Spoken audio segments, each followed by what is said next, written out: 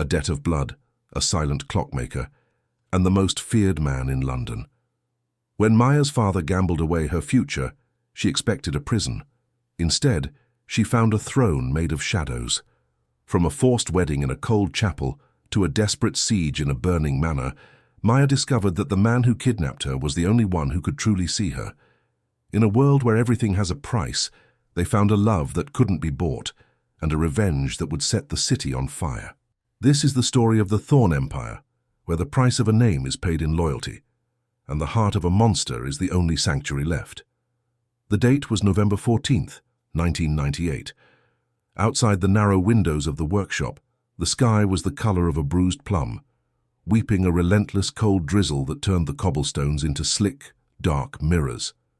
Inside, the air smelled of aged oak, machine oil, and the sharp, metallic scent of brass. Maya sat hunched over her workbench, a single jeweler's loop pressed to her right eye. At 23 years old, her world was measured in microns and the steady, heartbeat-like thrum of hundreds of ticking clocks. Her fingers, slender and stained with traces of grease, moved with a precision that bordered on the divine. She was currently reviving a late 18th century pendulum clock, a delicate beast of gears that had been silent for decades. Maya lived for these moments, the silence of the workshop, the solitude of her labor, and the comfort of things that could be fixed if one only had enough patience. She was a woman of quiet beauty, with hair the color of deep mahogany, usually pinned back in a messy knot, and eyes that held the sharp, observant intelligence of someone who spent more time listening than speaking. Her life was modest. A fragile piece she had built for herself after her father, Julian, had vanished into the city's underbelly years ago.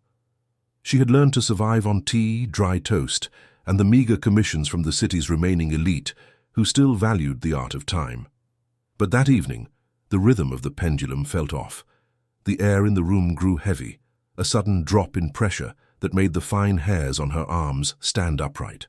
The bell above the door didn't just ring, it seemed to scream.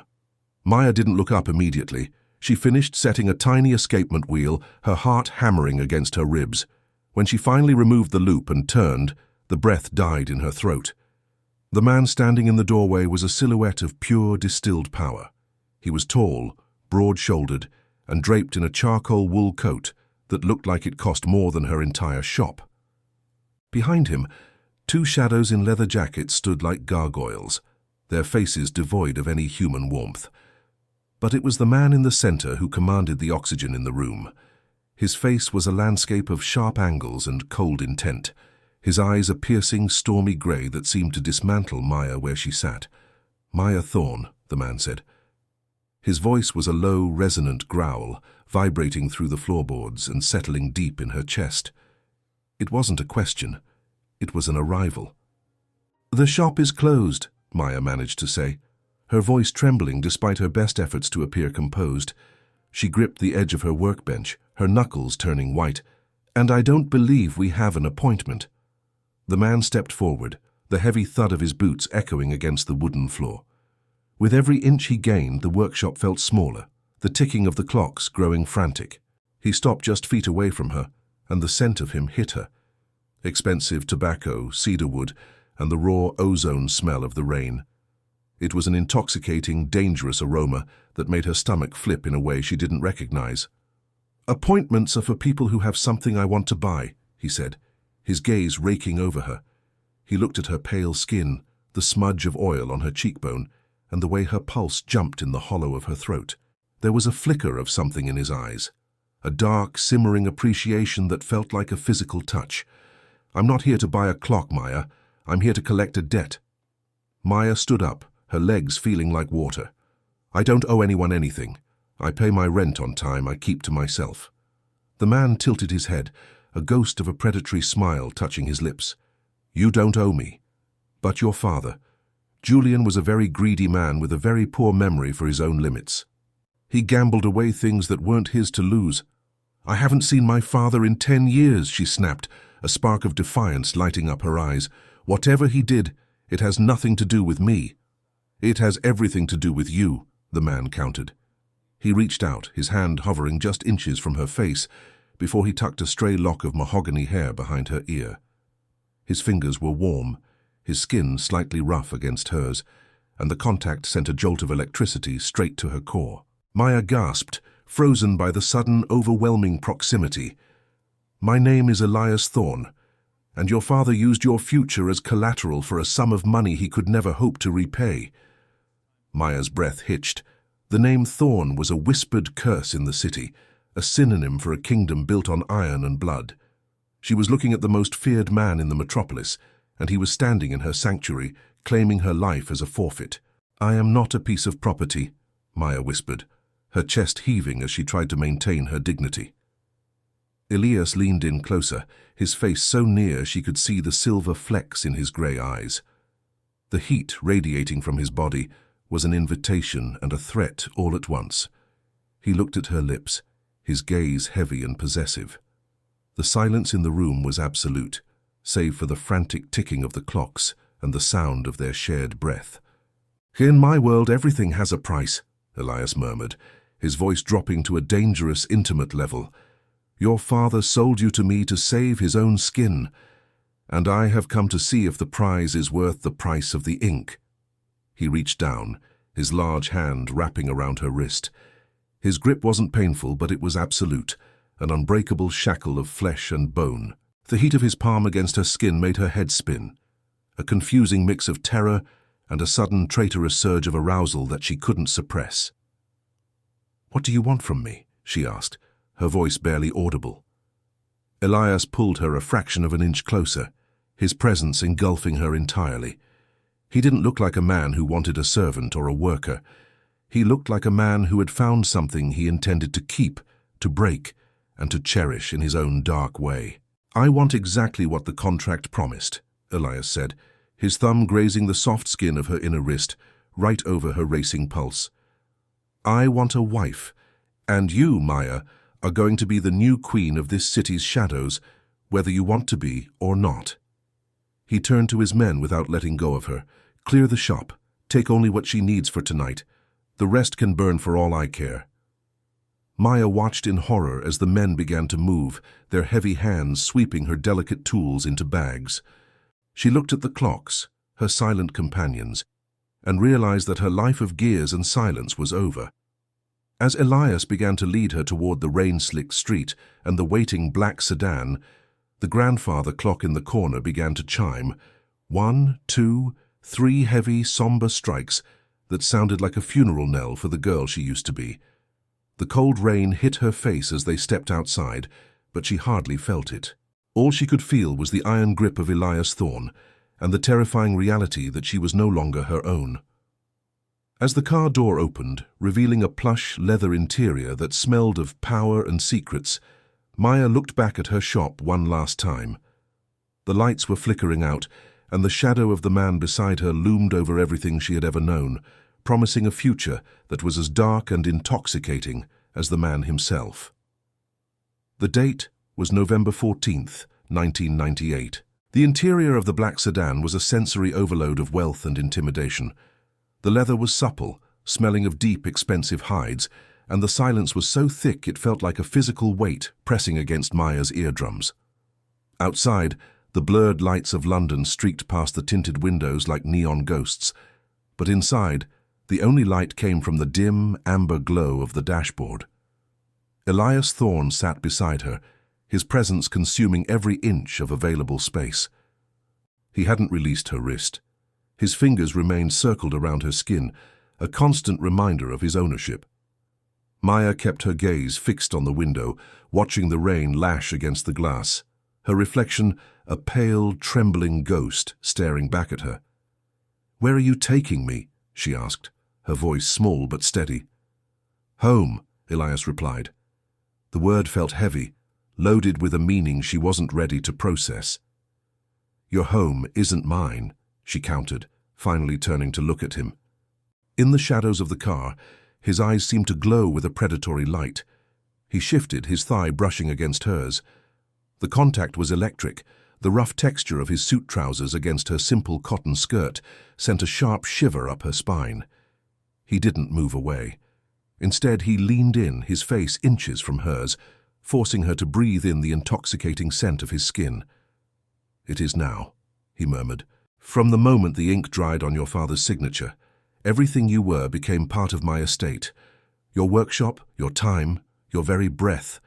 It all belongs to the House of Thorn." He reached into the breast pocket of his coat and pulled out a folded piece of parchment. It looked old, the edges slightly frayed, smelling of dust and desperation. He unfolded it and held it out. Maya's eyes scanned the elegant, loopy script of her father's handwriting. It was a promissory note, dated 3 years prior, but the final amendment was fresh, dated only 2 days ago. In the event of total default, the text read, "The debt shall be settled through the union of families. Maya Thorn shall be delivered to Elias Thorn as a bride, effectively merging the lineages and erasing all financial obligations." The words blurred before her eyes. "He sold me," she whispered, the cold reality finally piercing the fog of her shock. "Like a piece of antique furniture, like a broken clock." "He sold you because he knew you were the only thing he possessed that I actually wanted," Elias said. His voice softened, but the edge of steel remained. He reached out, his thumb tracing the line of her jaw, with a slow, deliberate pressure that made her heart skip a beat. The heat of his touch was a jarring contrast to the chill in her bones. "I've watched you for a long time, Maya. I've walked past your shop on those quiet evenings when you thought the world had forgotten you. I saw the way you handled those gears, the patience in your soul. I decided then that if Julian ever fell, I wouldn't take his money. I would take his heart." Maya felt a flush of heat rise to her cheeks, a mixture of anger and a dark, confusing thrill. "You're a monster." "I am a man who gets what he wants," he corrected. He moved his hand from her jaw to the back of her neck, his fingers tangling in the loose mahogany strands that had escaped her knot.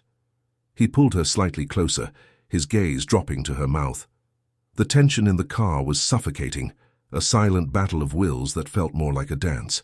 "And right now I want you to understand that there is no running, there is no hidden door in this mechanism. You are the gear that completes my machine." The car began to slow down as they entered a long, winding driveway. The transition from the city's grit to the manicured silence of the countryside was immediate. Huge, ancient oaks arched over the path like reaching fingers. Finally, the sedan came to a halt in front of a sprawling manor, a masterpiece of grey stone and ivy that looked as though it had been carved out of the earth itself. The door was opened by one of the gargoyle-like men, and the cold night air rushed in.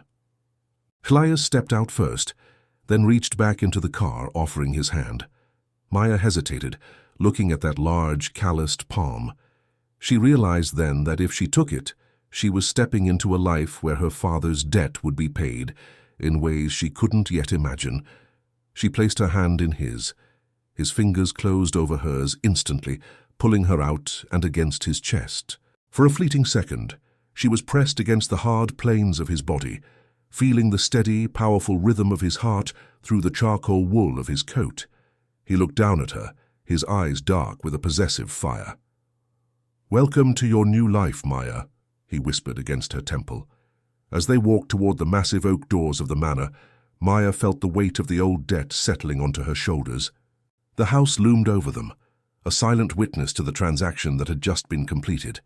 But as the doors swung open to reveal a grand hall lit by flickering candlelight, Maya caught a glimpse of something in the shadows, a woman's face, watching them from the top of the stairs, her expression unreadable and cold.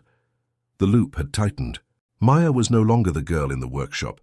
She was a captive in a palace of shadows, and the man who held the key was currently leading her toward a fate that felt as inevitable as the ticking of a clock toward midnight. The date was November 14th, 1998. The foyer of the Thorn Manor was a cavern of polished black marble and silent, judgmental portraits. The air here was different from the workshop. It didn't smell of oil or effort. It smelled of wax, ancient dust, and the cold metallic scent of absolute authority. Maya stood in the center of the hall, her boots leaving faint, damp outlines on the floor. She felt like a smudge of grease on a pristine watch face. The woman Maya had seen at the top of the stairs descended with a predatory grace. She was in her late 50s, her silver hair pulled into a bun so tight It seemed to pull the skin of her face into a mask of perpetual disapproval. This was Eleanor, the woman who kept the gears of the Thorne household turning with a ruthless efficiency. "She's filthy," Eleanor remarked, her voice like the snap of a dry twig.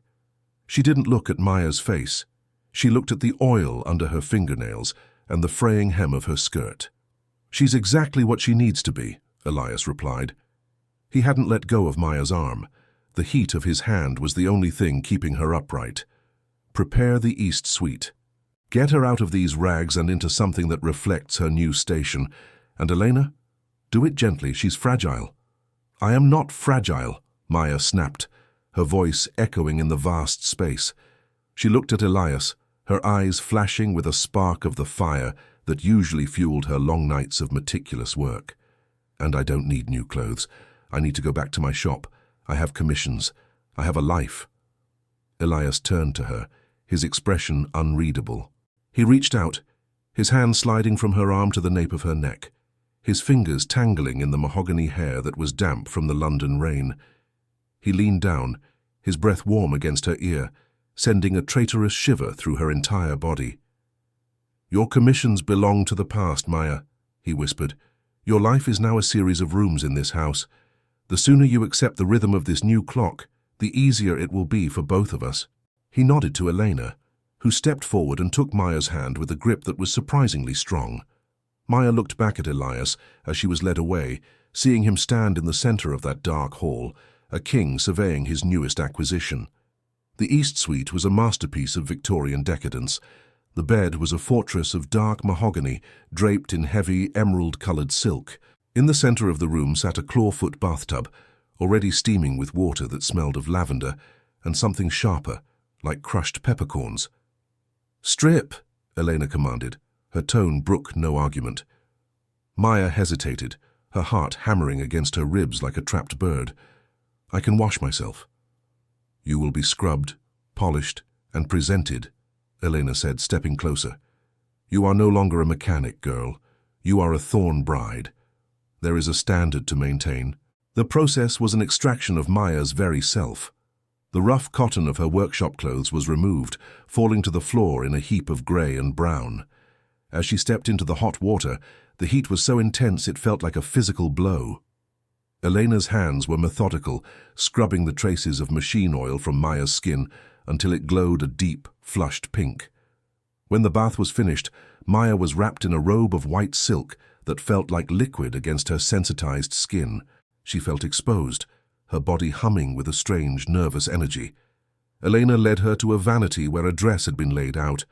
It was a slip of midnight blue velvet, so dark it looked black in the dim light. Maya was dressing when the door opened.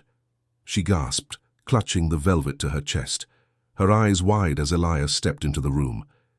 Eleanor dipped her head in a silent acknowledgement and vanished, closing the heavy oak door behind her. The silence that followed was deafening.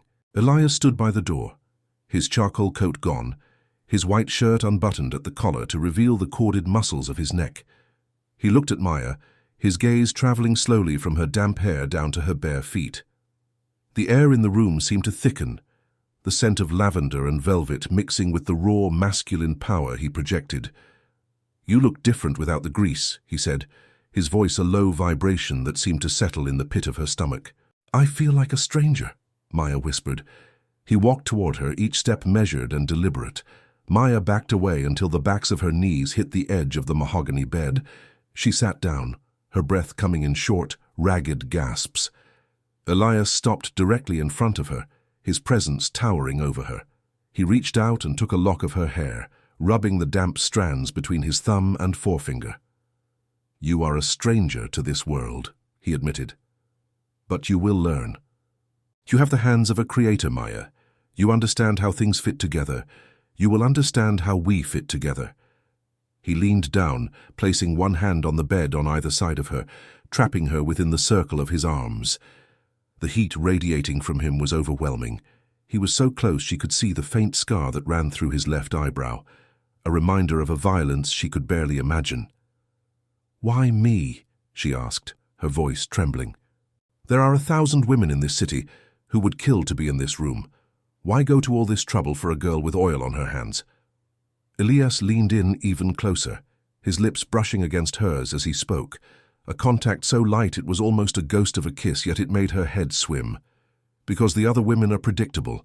They want the name, they want the gold. But you, Maya, you want the truth. And you are the only thing in this city that I haven't been able to fix with a bullet or a bribe. He straightened up, his eyes locking onto hers with a terrifying intensity. Tomorrow, a priest will come to the private chapel. You will put on a ring, and you will say the words. If you do this, your father lives and your shop remains standing, albeit empty. If you refuse... He didn't finish the sentence. He didn't have to. The weight of the if hung in the air like a guillotine.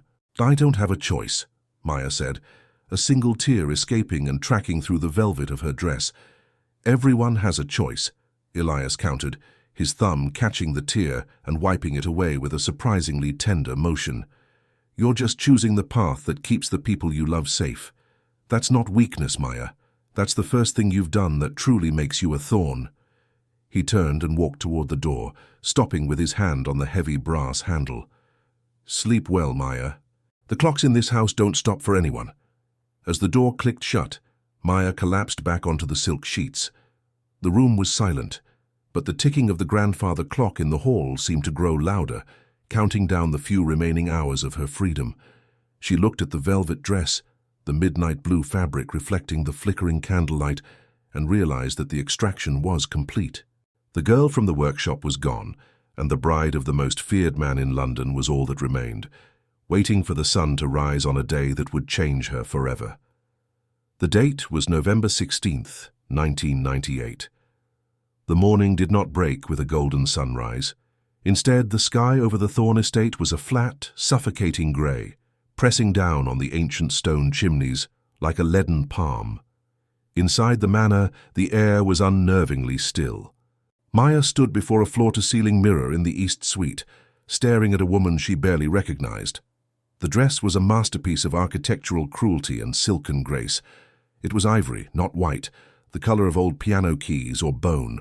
The lace climbed high up her neck, stiff and intricate, while the bodice was cinched so tightly she felt as though her ribs were being rearranged to accommodate Elias Thorne's vision of a bride. Her mahogany hair had been tortured into a sophisticated crown, pinned with silver needles that pricked her scalp with every movement. Eleanor stood behind her, pulling a final string on the corset. Maya gasped, her lungs struggling to find space. "Breath is a luxury you must learn to ration, girl," Eleanor said, her voice devoid of empathy. She stepped back, her eyes scanning Maya with the clinical detachment of an appraiser. "You look like a thorn now. Try not to let the fear in your eyes ruin the silhouette." "Is there no one else?" Maya asked, her voice a fragile thread. "No guests? No witnesses who aren't on his payroll?" "In this world, the only witness that matters is the one holding the keys," Elena replied.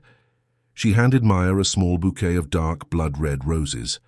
They were beautiful, but their thorns had been left intact, biting into Maya's gloved palms. The walk to the private chapel was a blur of cold stone corridors and silent, hulking men in dark suits. Every 20 paces, a guard stood at attention, their eyes fixed forward, ignoring the trembling bride who walked past them like a ghost. There was no music. The only sound was the rhythmic click of Maya's silk-covered heels against the marble, a sound that reminded her of a countdown. The chapel was a small, 11th-century structure attached to the rear of the manor. It smelled of damp earth, frankincense, and ancient secrets. As the heavy oak doors groaned open, Maya saw him. Elias was standing at the altar, silhouetted against the dim light of a dozen flickering beeswax candles. He was dressed in a black suit of such sharp tailoring it looked lethal. His hands were clasped behind his back, his posture as rigid and unyielding as the stone walls around them. When he turned to watch her walk down the short, narrow aisle, Maya felt the air vanish from the room. His gaze wasn't that of a groom. It was the gaze of a man watching a long-awaited prize finally fall into his trap. There was a priest standing between them, a man whose hands shook so violently, the pages of his Bible rustled like dry leaves. He didn't look at Maya. He looked only at Elias, his eyes wide with a terror that confirmed every rumor she had ever heard, about the man she was about to marry. Maya reached the altar. Elias stepped forward, closing the distance until the heat from his body began to thaw the chill in her bones. He reached out and took her hand. His touch was firm, his large palm engulfing hers, and the contrast between his dark skin and the ivory lace of her glove was a visual representation of her new reality. "Oh, you're trembling," he murmured, his voice a low vibration that only she could hear. "I'm cold," she lied, her eyes locked onto his. "I'll fix that," he promised, his thumb grazing the pulse point in her wrist. The contact sent a jolt through her, a mixture of dread and a dark primal spark of attraction that made her hate herself. The ceremony was a hollow ritual, a series of words that felt like heavy stones being laid over her chest. The priest spoke in a hurried, breathless monotone, his voice echoing off the vaulted ceiling. When it came time for the vows, Elias spoke his with a calm, terrifying certainty. "I, Elias Thorne, take you, Maya, to be mine, to hold, to protect, and to rule beside me. Your debts are my debts, your life is my life." He didn't use the standard liturgy. He was writing a new contract in the presence of a God he clearly didn't fear. When it was Maya's turn, the silence stretched out, long and agonizing. She looked at the red roses in her hand, then up at the man who had stolen her from her workshop. She thought of her father, of the shop, and of the shadow that Elias cast over the city. I do," she whispered. Elias produced a ring. It wasn't a delicate band of gold. It was a heavy platinum circle set with a diamond the color of a winter storm. He slid it onto her finger. The weight of it was immense, a physical shackle that anchored her to him. As he did, his fingers lingered on hers, a slow, deliberate caress that made her breath hitch. "Mine," he said, the word so quiet it was almost a breath. The priest pronounced them husband and wife with a final panicked blessing. Elias didn't wait for the invitation to kiss his bride. He stepped in, his hand moving to the small of her back, pulling her flush against him. The velvet of his waistcoat pressed against the silk of her bodice, and for a second, Maya was overwhelmed by the sheer masculine force of him. He leaned down, his lips claiming hers in a kiss that was neither gentle nor brief. It was a declaration of ownership. His mouth was warm, tasting of expensive bourbon and something darker, and as he deepened the kiss, Maya felt her knees buckle. She clutched at his shoulders, her fingers digging into the expensive fabric of his coat. It was a moment of pure, unadulterated tension, a kiss that held the promise of 1,000 nights of struggle and surrender. When he finally pulled away, his eyes were dark, with a simmering hunger. He looked at her flushed face, the way her breath was coming in short, jagged gasps. "The chapel is for the law," he whispered, his hand sliding up to her neck, his thumb resting against her jaw. "But the manor is for us." He turned and led her back down the aisle. The guards bowed their heads as they passed, acknowledging the new mistress of the House of Thorn. Maya felt the platinum ring cooling on her finger, the metal beginning to feel like a part of her skin. As they stepped out of the chapel and back into the cold corridors of the manor, she realized the ceremony was only the beginning. The sun was setting, the grey sky turning to an ink-black void, and the real challenge was waiting for them behind the closed doors of the master suite, where the laws of the city and the church would give way to the law of Elias Thorne. The date was November 16th, 1998. The heavy oak door of the master suite clicked shut with a finality that echoed through the hollow of Maya's chest. The sound was small, but it carried the weight of a prison gate locking for the 1,000th time. Inside, the room was a symphony of shadows and flickering amber light, fueled by a massive stone fireplace where thick logs hissed and spat. The air here was different from the rest of the manor. It was warmer, thick with the scent of cedarwood, aged brandy, and the faint, lingering trail of Elias's cologne. Maya stood near the center of the room, her ivory lace dress shimmering like a ghost in the dim light. She felt the heavy platinum ring on her finger, a cold anchor pulling at her hand. Elias didn't speak immediately. He moved through the room with the quiet, predatory grace that defined him. He shed his black suit jacket, tossing it onto a velvet chaise lounge, and began to unbutton his waistcoat. His movements were slow, deliberate, and entirely devoid of the haste Maya had expected. He was a man who savored his victories, and tonight was the culmination of a long, calculated campaign. "The dress looks like it's strangling you," he said, his voice a low rumble that vibrated through the floorboards. Maya swallowed hard, her throat feeling as though it were lined with glass. "It was a gift from you. I didn't think I had the right to complain." Elias stopped in front of her. He was close enough that she could feel the radiant heat coming off his body, a furnace of masculine energy that made her head swim. He reached out, his large hand cupping her jaw, his thumb tracing the line of her lower lip. The contact was electric, a jolt of pure, unadulterated sensation that made her breath hitch. "In this room, Maya, you have the right to say whatever you wish," he murmured, his eyes darkening to the color of the Thames at midnight. "But you do not have the right to hide from me." He turned her around with a gentle but firm pressure on her shoulders. Maya felt the cold air hit her skin as he began to navigate the complex row of tiny pearl buttons that ran down the back of her bodice. His fingers were surprisingly steady for a man who dealt in violence. With every button he released, the tension in the room ratcheted higher. He worked with a meticulous patience, his knuckles occasionally brushing against her spine, sending waves of heat through her nervous system. "You're shivering again," he noted, his breath hot against the back of her neck. I've never been in a room like this with a man," Maya confessed, her voice barely a whisper. The truth felt like a surrender. The movement of his hands paused for a fraction of a second. Elias leaned in, his lips hovering just an inch from her sensitive ear. "Is that so? Julian told me you were a recluse, but I find it hard to believe that the men of this city are so blind." "I spent my time with clocks, not men," she said, a small spark of her old defiance flickering in the dark. "They are more predictable. They don't take things that aren't theirs." Elias chuckled, a dark, rich sound that lacked any real mirth. He finished the last button, and the heavy ivory silk began to slide down her shoulders, caught only by the swell of her hips. He stepped back, allowing the dress to pool at her feet like a discarded skin. Maya stood before him in her chemise, the thin, translucent fabric offering little protection from his searching gaze. He walked around to face her again. The firelight played across the corded muscles of his forearms and the sharp, dangerous lines of his face. He looked at her as if she were a masterpiece he had finally acquired after years of searching, a mixture of reverence and terrifying possessiveness. "You are beautiful," he said, the words heavy and sincere. "More beautiful than the gears and the brass you love so much." He reached out and took her hand, leading her toward the massive four-poster bed. The silk sheets were the color of deep rubies, cool to the touch but looking like liquid fire.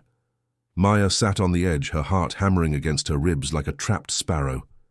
Elias knelt before her, his hands resting on her knees. The intimacy of the gesture was overwhelming. The most feared man in London was at her feet, yet he had never seemed more powerful. He began to untie the ribbons of her silk slippers, his touch lingering on the arch of her foot. The contact was detailed, the friction of his calloused palms against her soft skin, creating a sensory map of her vulnerability. Every movement was a slow, agonizing seduction. When her feet were bare, he stood up and loomed over her, his shadow stretching across the ceiling. "Maya," he said, his voice dropping to a gravelly whisper. He reached for the ribbon at the neck of her chemise, his fingers brushing against the hollow of her throat. "Look at me." She forced herself to meet his gaze. What she saw there wasn't just lust. It was a deep, simmering hunger for connection, for something that couldn't be bought or stolen. He pulled the ribbon and the garment loosened. As he drew her into his arms, the contact was a shock of heat. The rough fabric of his shirt against her bare skin was a friction that ignited a fire in her belly she had never known existed. His mouth found hers, and this time the kiss was different. It wasn't the declaration of ownership from the chapel, it was an exploration. It tasted of smoke and silk, and as his tongue teased her lips open, Maya found herself responding. Her hands, which had been clenched at her sides, moved up to his chest, feeling the heavy, rhythmic thud of his heart. She felt the power in him, the sheer physical gravity of a man who moved mountains to get what he wanted. As they tumbled back onto the ruby silk, the world outside, the debt, the shop, the rain vanished. There was only the weight of him, the scent of the fire, and the terrifying, intoxicating realization that she was no longer a spectator in her own life. Elias moved with a slow, deliberate intensity, his hands tracing every curve of her body, as if he were memorizing a new language. In the quiet of the night, amidst the crackle of the logs and the ticking of the clock on the mantel, Maya realized that the man who had kidnapped her was also the only man who had ever truly seen her. The virgin he had claimed was giving way to a woman who was beginning to understand the true price of the Thorn name. But as the shadows deepened and the night truly began, a sudden, sharp knock at the door shattered the silence, and the urgency in the caller's voice suggested that the peace of their first night was already under threat. The date was November 17th, 1998. The interruption at the door had been like a jagged blade slicing through a curtain of silk. Elias had pulled away from Maya with a speed that was jarring, his eyes instantly losing their warmth and hardening into 2 chips of grey flint. He hadn't said a word to her as he pulled on his charcoal trousers and a fresh white shirt, his movements efficient and cold. When he opened the door, a man named Marcus, a ghost with a scarred throat, stood there, whispering 3 words that had sent Elias out into the night without a backward glance. Maya had been left in the center of the ruby-red sheets, the heat of his body still lingering on her skin, feeling more like a discarded object than a queen. She woke the next morning to a house that hummed with a low mechanical energy. The rain had stopped, replaced by a thick yellow fog that clung to the windows like damp wool. Maya dressed herself in a simple, high-necked sweater of charcoal cashmere and a wool skirt, her fingers fumbling with the heavy platinum ring. She felt the weight of it every time she moved, a constant reminder of the contract she had signed with her soul. The manor was a labyrinth of silence and hierarchy. As she descended the grand staircase, she saw the machinery Elias had built. Men in suits moved through the halls with the silent precision of clockwork gears. They didn't look at her, but she could feel their awareness. She was the new variable in their perfect, violent equation. Elena was in the breakfast room, her silver hair gleaming under the chandelier. She pointed to a chair as if Maya were a student in a boarding school. "He is in the city," Elena said, not looking up from a leather-bound ledger. "He does not like to be disturbed before his return in the evening. You are free to roam the gardens and the first 3 floors. The basement and the north wing are restricted." "I am a wife, not a prisoner," Maya said, her voice sounding hollow in the vast room. "In this house, those 2 things are often the same," Elena replied, finally meeting Maya's eyes. There was a flicker of something in the older woman's gaze, pity perhaps, or a warning. "Elias Thorn is a man of routines. He wakes at sunrise, he drinks black coffee, and he maintains the balance of this city. If you break his rhythm, the consequences are felt by everyone." Maya didn't want the coffee or the pastries. She wanted the truth. As the day progressed, her curiosity, the same obsessive drive that allowed her to fix a century-old watch, began to pull at her. She explored the library, filled with books on law and warfare, and the gallery, filled with art that looked like it had been looted from better men. But it was the silence of the north wing that called to her. By late afternoon, while the fog grew even thicker, Maya found herself standing before a heavy mahogany door at the end of a long, dimly lit corridor. It was the only door in the house with a traditional tumbler lock, the kind she had repaired 1,000 times in her workshop. She didn't have a key, but she had a silver hair needle and a mind that understood the internal logic of metal. It took her less than 3 minutes. The click of the lock was the most satisfying sound she had heard since entering the manor. The room inside was a stark contrast to the rest of the house's opulence. It was small, cold, and smelled of old paper and cedar. There was no velvet here, no marble. Instead, there was a single wooden desk, a worn rug, and a wall of shelves filled with cardboard boxes. Maya approached the desk. On it sat a small, hand-carved wooden horse, its paint chipped and fading. Beside it was a black and white photograph of a woman with the same stormy grey eyes as Elias, holding a small boy in a neighborhood that looked like it had been ravaged by war. The woman wasn't smiling. She looked exhausted, her hands red and chapped. Maya pulled open a drawer. Inside was a stack of letters, postmarked 25 years ago from a prison in the north. They were addressed to a boy named Eli. She picked one up, her heart racing. The handwriting was jagged and desperate. "Eli, don't look back. the letter read. "The men who took your father will come for you if they see you crying. Be iron, my son. Be the man who holds the hammer, or you will be the one on the anvil." A cold realization washed over Maya. Elias Thorne wasn't born into this wealth. He had carved it out of a childhood of blood and abandonment. He had become the monster because the world had tried to eat him alive. The machinery of his life wasn't just about power. It was a fortress built to ensure he would never be that small crying boy in the photograph again. "I told you the North Wing was restricted." The voice was like a gunshot. Maya spun around, her hand flying to her chest. Elias was standing in the doorway, his silhouette blocking out the light from the hall.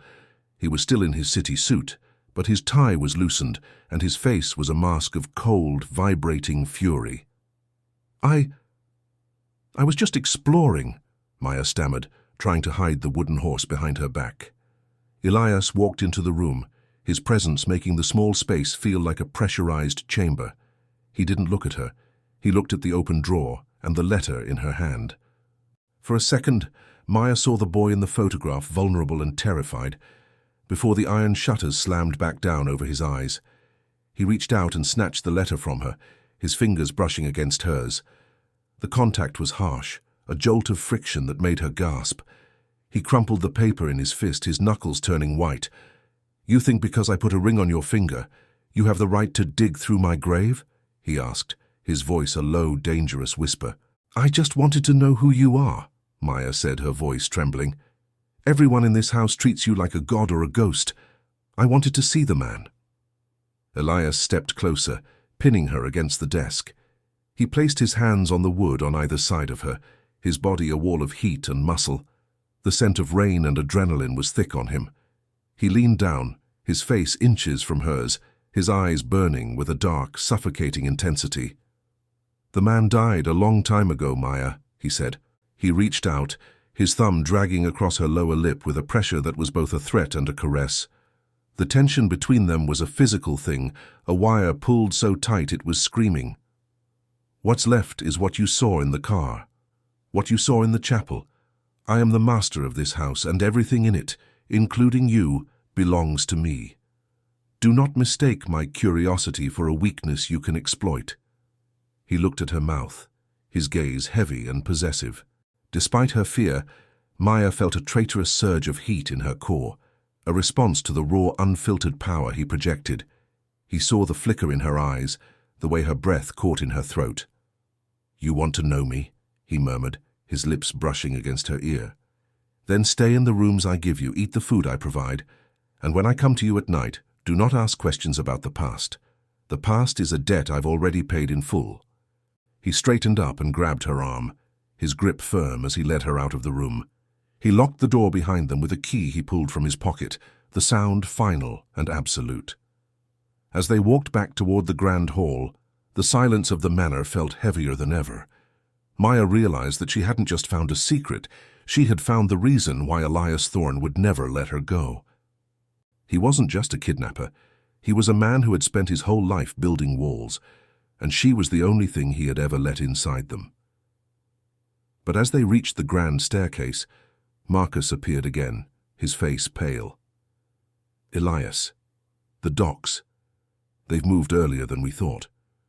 Elias tightened his grip on Maya's arm for a fleeting second, a silent, desperate pressure before he released her. "Go to our room, Maya. Lock the door. Do not come out until I tell you."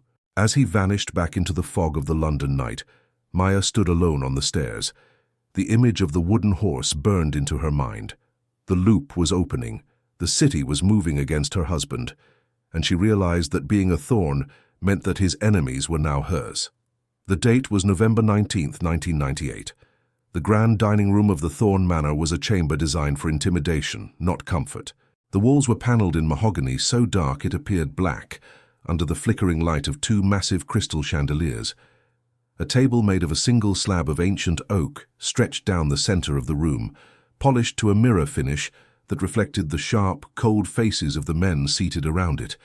Maya stood at the top of the stairs, her heart performing a frantic, rhythmic dance against her ribs. Elena had spent the last 3 hours transforming her once again. Tonight there was no ivory lace or virginal silk. Maya wore a gown of liquid gold silk that clung to her curves like a second skin, the fabric so fine it felt like a whisper of heat against her thighs. Her hair had been styled into a sleek, severe wave that exposed the elegant line of her neck, and her lips were painted a shade of red so deep it bordered on the color of dried blood. "Remember," Eleanor had whispered as she fastened a necklace of black diamonds around Maya's throat. "You are not a guest. You are the statement. Show them that Elias Thorne does not just collect power, he collects perfection." As Maya descended the stairs, the low murmur of masculine voices died instantly. 5 men sat at the table, the wolves of the city's various territories. They were men with hard eyes and expensive watches, men who dealt in the currency of fear. At the head of the table sat Elias. He looked lethal in a midnight blue suit, his white shirt unbuttoned just enough to hint at the raw power beneath the tailoring. When his eyes met Maya's, the air in the room seemed to vanish. His gaze traveled over her with a slow, heavy possessiveness that made her skin tingle. It wasn't just lust. It was the look of a king watching his queen take her throne. He stood up, the movement fluid and commanding, and walked to the foot of the stairs to meet her. "You're late," he murmured, his voice a low vibration that settled deep in her core. He took her hand, his fingers sliding between hers, his thumb grazing the heavy platinum ring. The heat of his palm was a stark contrast to the cold gold of her dress. "A masterpiece shouldn't be rushed," Maya replied, her voice surprisingly steady. She saw a flicker of dark amusement in his grey eyes, a spark of pride that she was holding her own.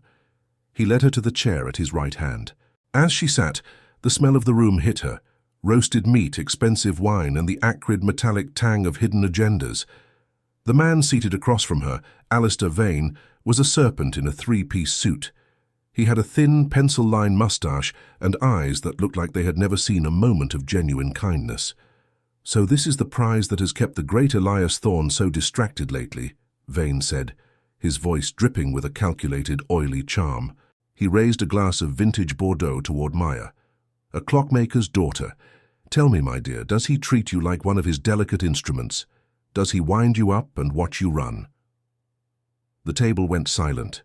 The insult was thinly veiled, a challenge to Elias's authority by suggesting he was being softened by a woman.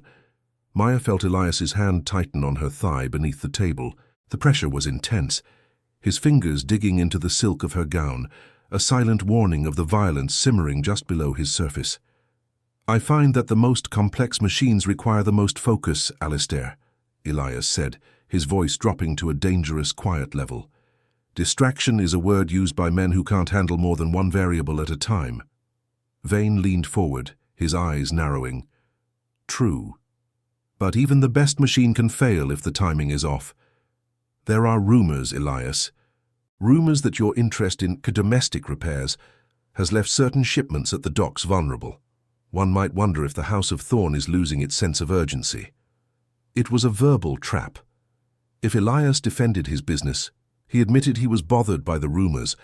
If he ignored it, he looked weak. Maya felt the tension in the room ratcheting toward a breaking point. She looked at the heavy grandfather clock in the corner of the room, its pendulum swinging with a steady, unyielding rhythm. "Timing is everything, Mr. Vane," Maya said, her voice cutting through the tension with a clarity that surprised even herself. She looked directly at the rival, her chin tilted up.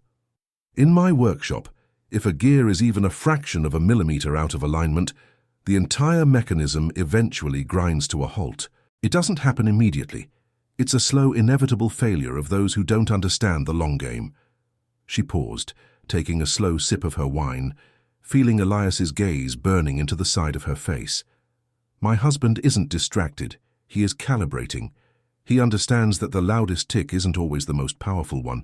You should be more concerned with the silence that follows the strike of midnight than the noise leading up to it." A heavy silence followed her words. Vane blinked, his smug expression faltering for a fraction of a second. The other men at the table exchanged looks of newfound respect, or perhaps new fear. Maya had just reminded them that a Thorne bride wasn't just a trophy. She was a partner who understood the mechanics of power. Elias let out a low, dark chuckle. He reached over and took her hand, bringing her knuckles to his lips. He kissed her skin, his eyes never leaving Vane's. The contact was brief, but the intensity behind it was staggering. "My wife has a very precise understanding of how things work," Elias said, his voice smooth as silk and twice as dangerous.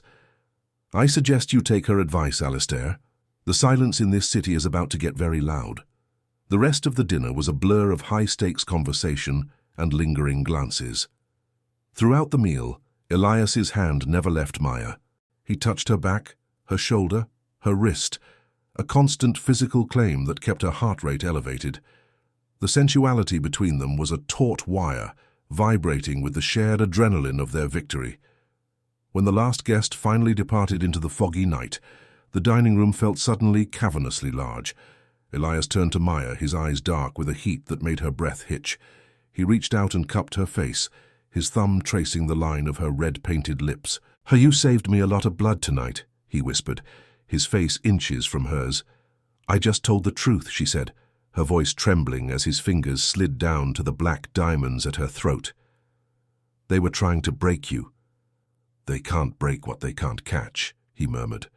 He leaned in, his mouth claiming hers in a kiss that tasted of wine and triumph. It was hungry, desperate, and filled with a raw appreciation that went beyond the contract. He pulled her against him, the silk of her gown rustling against his suit, the friction creating a heat that threatened to consume them both. He pulled back just an inch, his forehead resting against hers. But Vane was right about one thing. The timing is changing. We're leaving for the city docks in 20 minutes. I need you with me, Maya.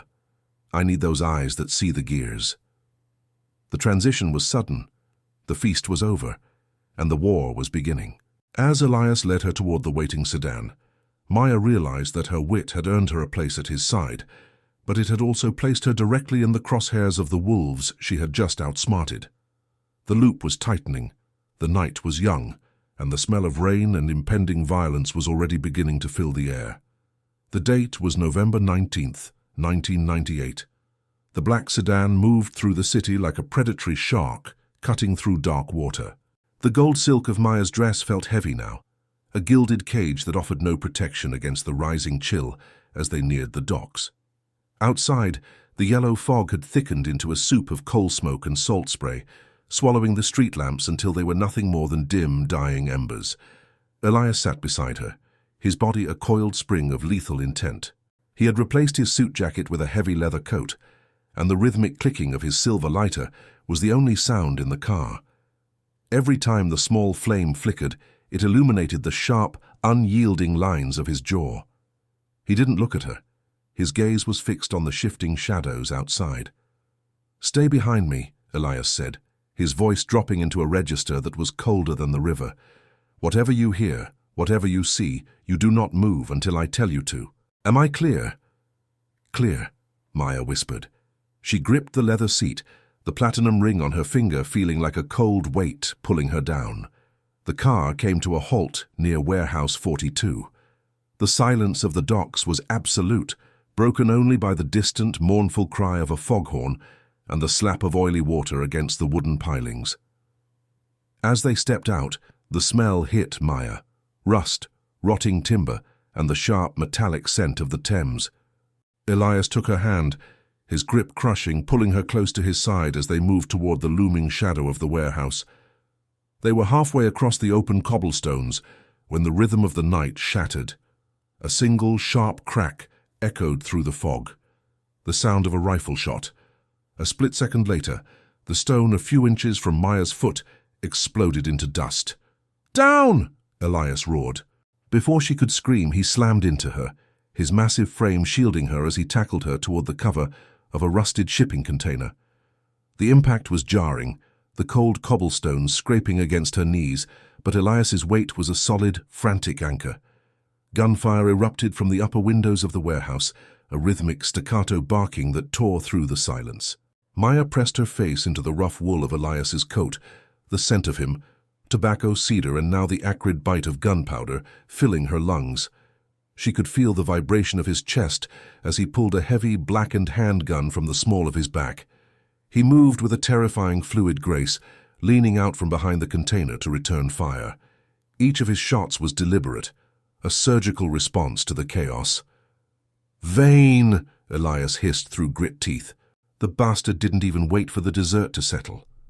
"Elias, your arm!" Maya cried out, her eyes widening as she saw a dark, wet stain blooming across the shoulder of his leather coat. "Don't look at it," he commanded, his eyes never leaving the warehouse.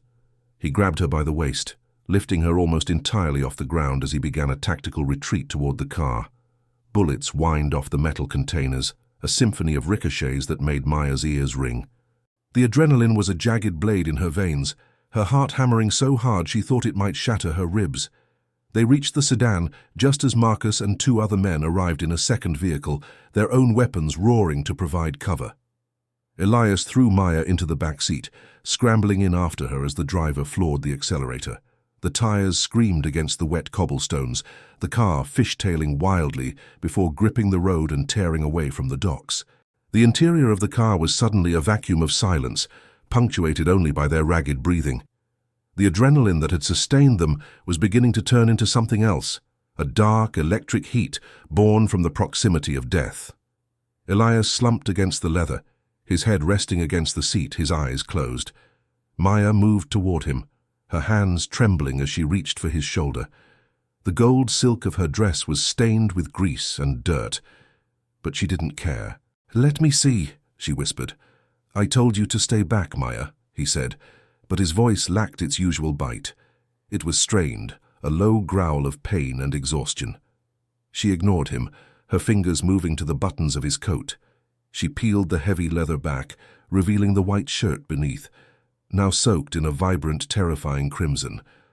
The bullet had grazed the muscle of his upper arm, leaving a jagged, angry furrow that wept blood onto the ivory fabric. "You're bleeding so much," she said, her voice catching. Elias opened his eyes. They were dark, swimming with a mixture of pain and a sudden, fierce hunger. He reached out with his good hand and gripped the back of her neck, pulling her toward him until their foreheads touched. The heat radiating from his body was immense, a furnace of survival. "I'm alive," he murmured, his breath hot against her lips. "Because of you. If I hadn't been watching the way you handled Vane, I wouldn't have seen the movement in the shadows." He pulled her closer, his hand sliding down to the small of her back, pressing her flush against the hard planes of his chest. The contact was electric, the friction of her silk gown against the rough, blood-stained fabric of his shirt. Maya felt a surge of something primal, a desperate need to feel the life in him. She kissed him, her mouth seeking his with a hunger that matched his own. The kiss tasted of iron and adrenaline. It was desperate, a frantic confirmation of their existence in the wake of the violence. Elias groaned into her mouth, his fingers digging into her hair, pulling the mahogany strands free from their pins. He moved his hand from her back to her thigh, the weight of his palm dragging the gold silk upward, his skin hot against hers. The sensuality in the car was a living thing, a fire fueled by the crimson on the cobblestones they had just left behind. Maya pulled back just enough to look at his wound again. The blood was still flowing, staining her hands, turning her into a part of his violent world. She saw the pain in his eyes, the vulnerability he tried so hard to hide. "We have to get you back," she whispered, her thumb tracing the line of his jaw. "The manor. Elena. They can fix this." "No," Elias said, his voice a low, commanding vibration. He looked at her hands, her clockmaker's hands, steady and precise. "You're going to fix it, Maya. I don't want anyone else touching me tonight." The car sped through the London night, leaving the docks and the ghosts of the ambush behind. But as they turned onto the long, dark driveway of the Thorne estate, Maya realized that the blood on her hands wasn't just a stain. It was a baptism. She was no longer just the girl who fixed clocks. She was the woman who held the life of the city's most feared man in her hands. The transition was complete, and as the manor loomed out of the fog, the weight of the next hour and the secrets Elias would reveal in his pain began to settle over her like a heavy shroud. The date was November 20th, 1998. The master suite felt like a different world from the rain-lashed docks, yet the scent of gunpowder and iron had followed them inside. The fire in the hearth had burned down to a pile of glowing orange embers, casting long, flickering shadows against the mahogany walls. Maya stood in the center of the room, her hands still stained with the dark, drying proof of the night's violence. Elias sat on the edge of the ruby silk bed, his posture slumped for the first time since she had met him. He had stripped to the waist, his charcoal trousers unbuttoned at the top to allow for a full range of motion. The light of the embers played across the landscape of his torso, a map of old scars and new power, but it was the fresh wound on his shoulder that held Maya's focus. The blood was still weeping, a vibrant crimson trail that disappeared into the waistband of his trousers. "The medical kit is in the bottom drawer of the vanity," Elias said, his voice a low, strained rasp. Maya moved with the numb efficiency of a clockmaker facing a broken mainspring. She found the kit, a heavy black leather case filled with surgical-grade instruments, antiseptics, and silk thread. She brought it to the bedside table, her fingers brushing against his uninjured arm as she set it down. The heat radiating from him was a physical force, a reminder of the life he had fought so hard to keep. "I've never done this for a person," she whispered, her voice trembling as she opened a bottle of amber-colored antiseptic. "Thermomechanics are the same, Maya," Elias murmured, his eyes closed. "Stop the leak, repair the damage, ensure the rhythm continues." She began by cleaning the area. She took a piece of sterile gauze and soaked it in the antiseptic. As she touched the ragged edges of the wound, Elias's entire body went rigid. A low guttural groan escaped his throat, and his hand flew out, gripping her thigh with a strength that made her breath hitch. His fingers dug into the gold silk of her dress, the heat of his palm searing through the fabric. "I'm sorry," she gasped, her heart hammering. "Don't be sorry," he hissed through clenched teeth. "Just finish it." Maya took a deep, steadying breath. She forced her hands to stop shaking, calling upon the years of discipline she had learned at her workbench. She looked at the wound, not as a piece of torn flesh, but as a delicate piece of machinery that required her absolute focus. She wiped away the blood, revealing the jagged furrow the bullet had left in the thick muscle of his shoulder. It was deep, but it hadn't hit bone. The sensuality of the moment was thick, a heavy fog of adrenaline and vulnerability. As she worked, her face was inches from his. She could see the fine sheen of sweat on his forehead and the way his pupils were blown wide with pain and something else, a raw, unfiltered intensity directed entirely at her. She reached for a needle and the spool of black silk thread. "This is going to hurt," she warned. "I've had worse," Elias replied, his gaze locking onto hers. She began to stitch.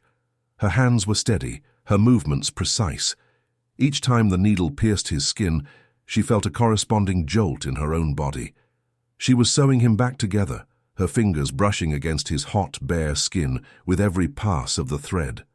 The friction was intoxicating. She was aware of every muscle in his chest, the way his breath came in short, jagged gasps, and the primal scent of him that seemed to fill the room.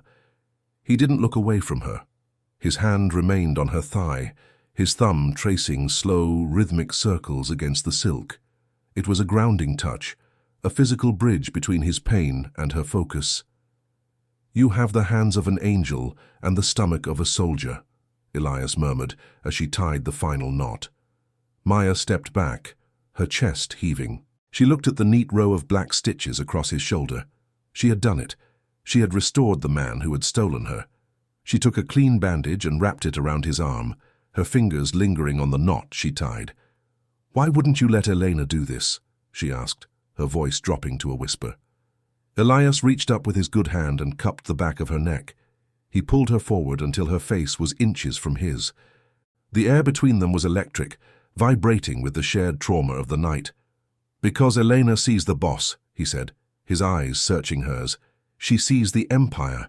But you see the man, Maya. Even when he's bleeding, even when he's broken. I didn't want anyone else to see me like this." He leaned in, his lips brushing against hers. The kiss was slow, a tender exploration that stood in stark contrast to the violence of the docks. It tasted of iron and salt, and as his tongue teased her lips open, Maya felt a surge of heat that threatened to consume her.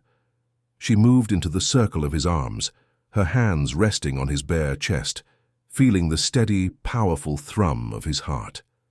The gold silk of her dress was ruined, stained with his blood and the grime of the city, but in that moment she had never felt more alive. Elias pulled her closer, his hand sliding up from her thigh to the small of her back, pressing her against the hard planes of his body.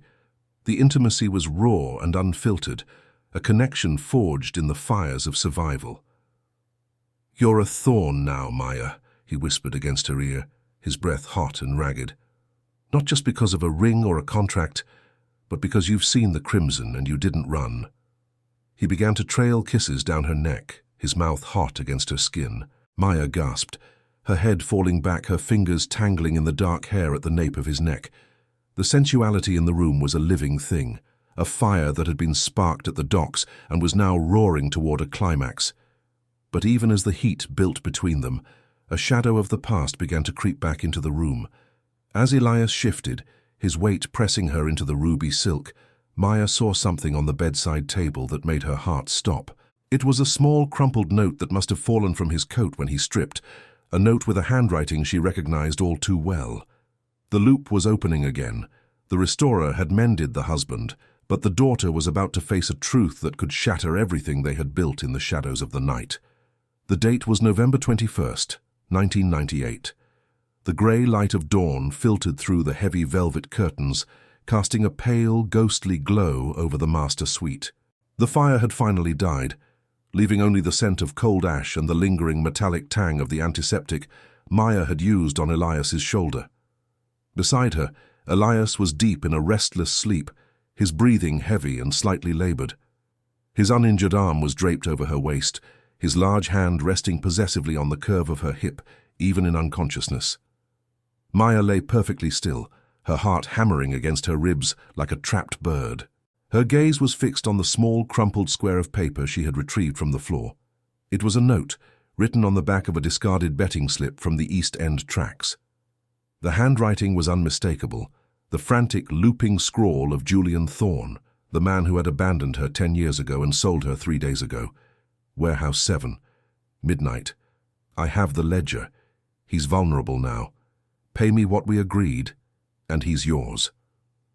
The words were a physical blow to her stomach. Her father wasn't just a gambler, he was a Judas. He hadn't just sold Maya to settle a debt, he was now selling Elias to his rivals, using the very marriage he had orchestrated as a distraction to steal the keys to the Thorne Empire.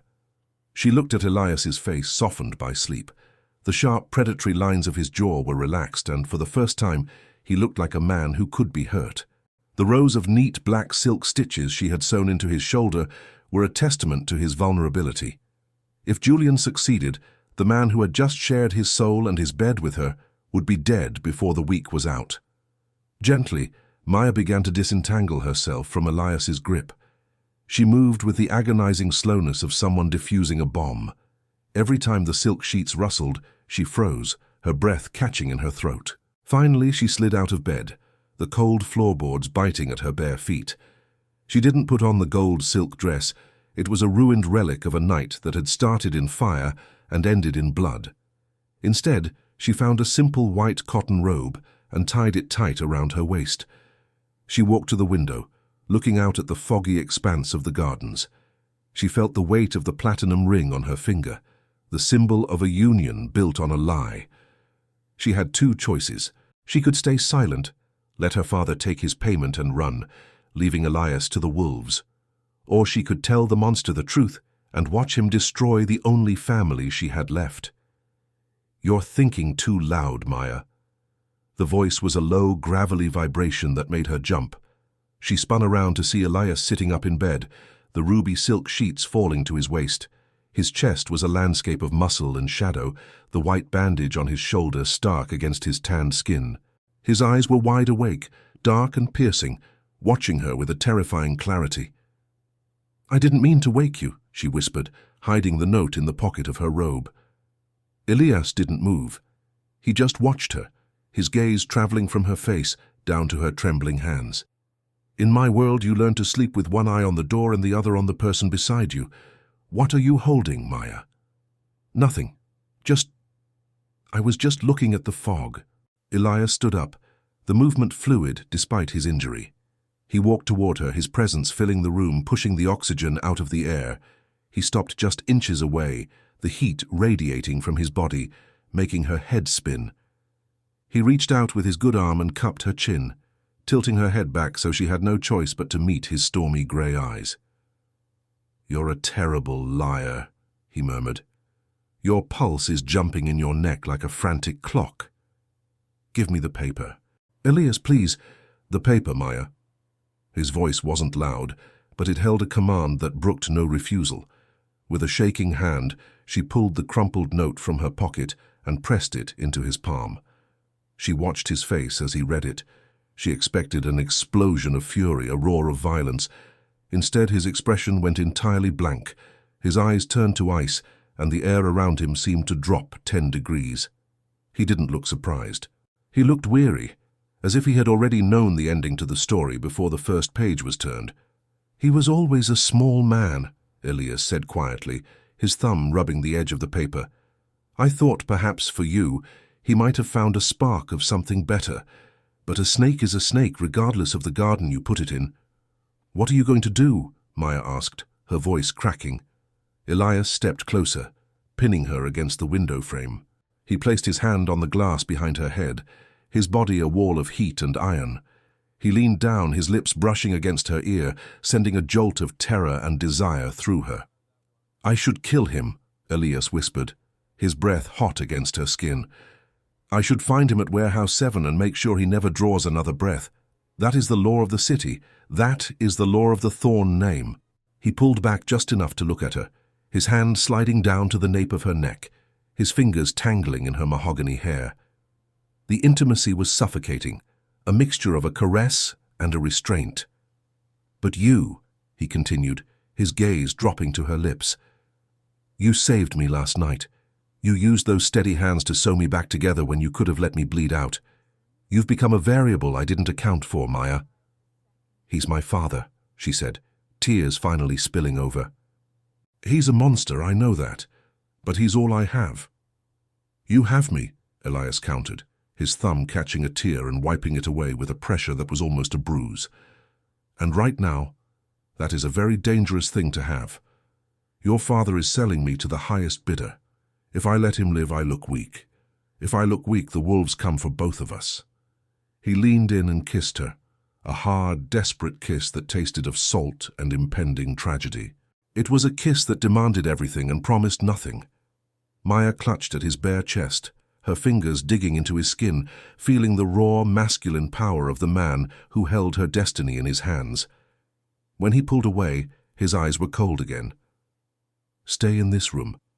If you leave, I cannot guarantee the men downstairs will let you back in. I'm going to settle this debt once and for all." "Elias, wait!" But he was already moving, pulling on a black shirt, his face a mask of lethal intent. He didn't look back as he walked out the door, the heavy click of the lock sounding like the final strike of a clock at midnight. Maya sank to the floor, her white robe pooling around her. The silence of the manor returned, heavier and more oppressive than before.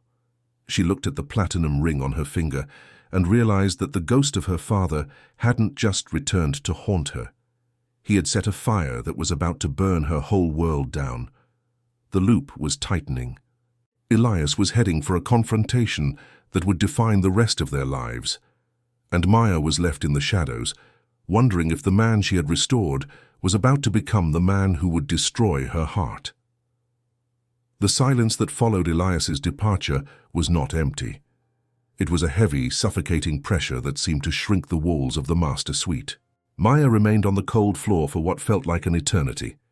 The ivory silk of her robe, a stark contrast to the dark mahogany of the room. She looked at her hands, the hands of a restorer, a woman who understood the delicate balance of time, and saw only the invisible stains of the Thorn Empire. The date was November 21st, 1998. A cold, biting wind began to howl against the stone eaves of the manor, rattling the window pane she had been pinned against moments ago. Maya knew she couldn't stay. To stay was to witness the destruction of her father, or the slow, inevitable corruption of her own soul by a man who moved through the world like a storm.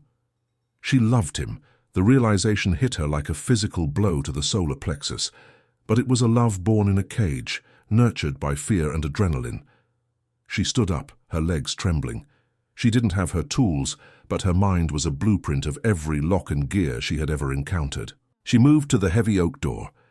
The click of the lock from the outside had been final, but every mechanism had a vulnerability.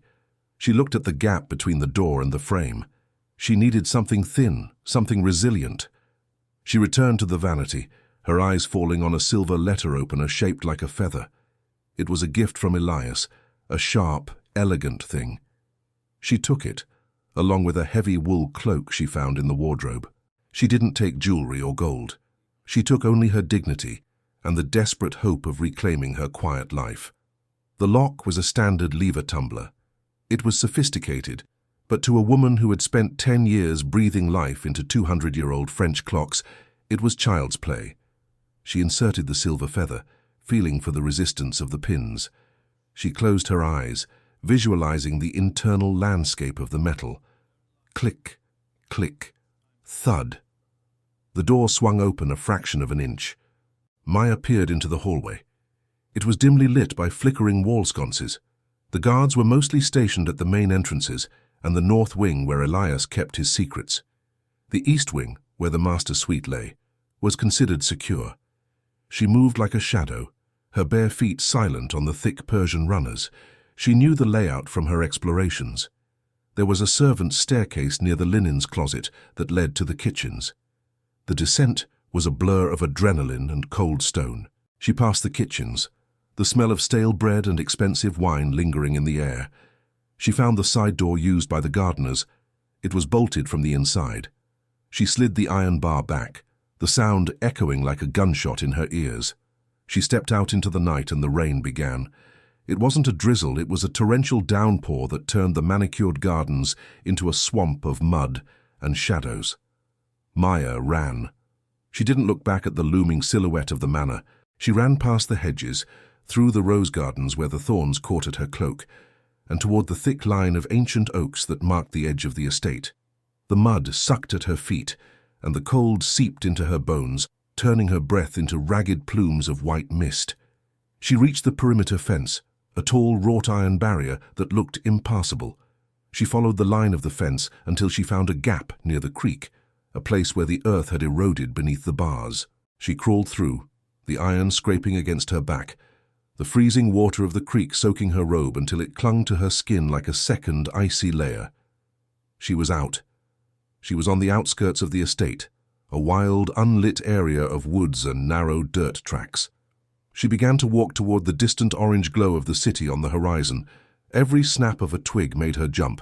Every shadow was Elias returning to claim what was his. She had gone perhaps 2 miles when the sound of an engine broke through the rhythm of the rain. It was a low, powerful growl, a sound she knew as well as the ticking of her own heart. A pair of blinding white headlights cut through the fog behind her, sweeping across the trees like the eyes of a searching god. Maya didn't run. She couldn't. Her legs felt like lead, and the weight of her soaked clothes was pulling her toward the earth. She stopped and turned, squinting against the glare. The black sedan slid to a halt just 10 feet away, its tires throwing up a spray of muddy water. The driver's door opened, and Elias stepped out. He didn't have his coat. His black shirt was plastered to his chest, the white bandage on his shoulder visible through the translucent fabric, now stained a faint pink by the rain. He looked like a fallen angel, beautiful, lethal, and radiating a fury so intense it seemed to vaporize the raindrops before they could touch him. He walked toward her, each step measured and heavy. Maya backed away until she hit the trunk of a massive oak. He didn't stop until he was inches away, his shadow engulfing her. The smell of him, cedar, rain, and the metallic tang of fresh violence filled her senses. "You left," he said. The words weren't a shout. They were a low, vibrating growl that made the very air around her tremble. "I can't be your prize, Elias," Maya gasped, her voice thick with tears and cold. "I can't live in a house where the walls are built of my father's lies, and your enemy's blood." Elias reached out, his hand slamming against the tree trunk beside her head. He leaned in, his body a wall of heat against her shivering frame. The contrast was agonizing, his burning skin against her frozen limbs. He looked at her, his grey eyes swirling with a mixture of pain and a dark, suffocating possessivity. "You think you can just walk away from me?" he asked, his voice dropping to a dangerous whisper. He reached out with his other hand and gripped the back of her neck, his fingers tangling in her wet mahogany hair. He pulled her head back, forcing her to look at him. "I went to that warehouse for you. I let that pathetic excuse for a man walk away with his life because I knew if I killed him, I would lose the only thing in this world that makes me feel human." "You let him go?" Maya whispered, her heart skipping a beat. "I bought his silence and his exile," Elias hissed, "and I came back to find my room empty, to find that the woman I've spent every waking second trying to protect decided she'd rather die in a ditch than stand by my side." He moved closer, his chest pressing against hers, the friction of their wet clothes creating a sudden, desperate heat. He looked at her lips, his gaze heavy and hungry. The rain lashed at them, but neither of them moved. The tension was a living thing, a wire pulled so tight it was screaming. "I'm a criminal, Maya. I'm a monster. I've done things that would make your soul wither," he murmured, his breath hot against her mouth. "But I have never lied to you, and I have never wanted anything as much as I want the sound of your heart beating in my house." He leaned down and kissed her, a hard, punishing kiss that tasted of rain and desperation. It was a collision of two worlds, a frantic struggle for dominance and surrender. Maya's hands, which had been pushed against his chest to keep him away, suddenly curled into his damp shirt. She pulled him closer, her body responding to his with a betrayal of its own. The sensuality of the moment was raw, fueled by the cold and the fear and the overwhelming realization that she was tethered to him by more than just a debt. Elias pulled back just an inch, his forehead resting against hers. His hand moved from her neck to her waist, his thumb tracing the curve of her hip through the wet cotton of her robe. The touch was detailed and possessive, a physical claim that ignored the storm around them. "You're coming home," he said, his voice a low command. "And if you ever try to run again, I'll burn this entire city to the ground just to find the light you're hiding under." He picked her up, her wet robes heavy and clinging to both of them, and began to carry her back toward the car. Maya buried her face in his neck, the warmth of his skin the only thing she wanted to feel. But as he settled her into the leather seat and the car began its slow, silent journey back to the manor, she saw a flicker of a red light in the rearview mirror, a light that didn't belong to any police car she knew. The loop was still open, the escape had been foiled, but the danger they were driving back into was far greater than the one they had left behind. The date was November 21st, 1998. The return to the manor was a silent, tension-filled journey through a landscape of drowned trees and shifting fog. Inside the car, the heater hummed, but the air remained charged with a cold, electric fury. Maya sat huddled against the leather door, her wet cotton robe clinging to her skin like a second, frozen layer of grief. Beside her, Elias drove with a white-knuckled intensity, his gaze fixed on the road ahead, his wet shirt translucent against the powerful lines of his chest. When they arrived, the manor loomed out of the darkness like a silent sentinel. Elias didn't wait for a guard. He killed the engine and was around to her side of the car before she could even reach for the handle.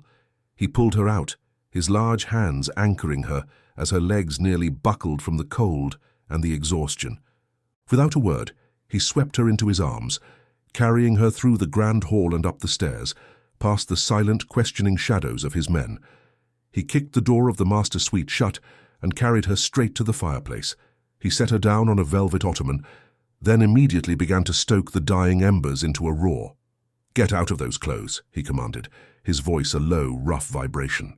"I can do it myself," Maya whispered, her teeth chattering so hard she could barely form the words.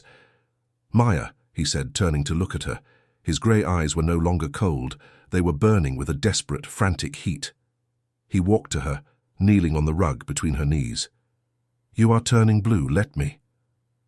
His fingers, usually so steady, fumbled slightly as he untied the wet knot of her robe. As the fabric fell away, the heat of the fire hit her skin, but it was nothing compared to the heat of his gaze. He moved with a clinical focus at first, wrapping her in a thick, oversized towel of white Egyptian cotton, rubbing the moisture from her limbs with a firm, rhythmic pressure. But as he reached her hair, his movement slowed. He took a second towel and began to dry the mahogany strands, his fingers tangling in the damp waves. The proximity was intoxicating. The scent of rain, wood smoke, and the raw masculine power of him filled her senses. "Why did you come back for me?" she asked, her voice trembling as she clutched the towel to her chest. "You could have let me go. You could have told the city I died." Elias stopped. He dropped the towel and reached out, his hand cupping the back of her neck, his thumb tracing the line of her jaw. He leaned in until their foreheads touched, his breath hot against her lips.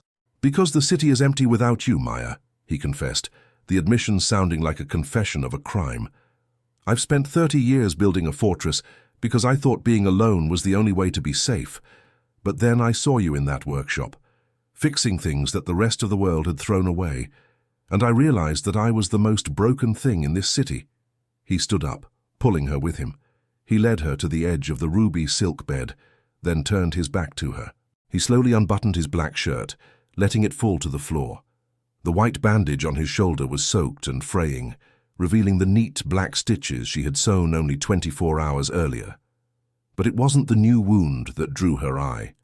Across his back and his ribs were the scars of a lifetime of violence, jagged lines from blades, the round, puckered marks of old burns, and the long, faded welts of a childhood spent under the hammer. "You wanted to see the man, Maya," he said, his voice dropping to a gravelly whisper. "This is him. Every scar is a debt I had to pay to stay alive. I wanted you because I thought if I could own something as pure and precise as you, maybe I could forget the taste of the dirt I grew up in." Maya stepped closer, her hand trembling as she reached out.